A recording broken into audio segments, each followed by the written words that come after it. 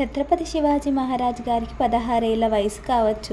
అప్పట్లో మహమ్మదీయులందరూ శివలింగాలు, మన హిందూ ధర్మాన్ని, సనాతన ధర్మాన్ని ధ్వంసం చేస్తూ ఆలయాలను కూడా ధ్వంసం చేస్తున్నప్పుడు జీజీబాయి ఛత్రపతి శివాజీ వంక ఒక చూపు చూసింది. అంటే ఖడ్గం పుచ్చుకొని ఆ మహమ్మదీయుల్ని ఓడించి మహావీరుడుగా నిలిచాడు.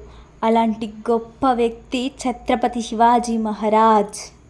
అప్పుడు ఆ తల్లి నాకెందుకులే, నా కొడుకు ప్రాణాలు నాకు ముఖ్యం అనుకుందా? దేశం కోసం నా కొడుకు పోరాడాలనుకుందా? ఇలాంటి తల్లులు ఉన్నంతకాలం అలాంటి గొప్ప ఛత్రపతి శివాజీ మహారాజులు తయారవుతూనే ఉంటారు.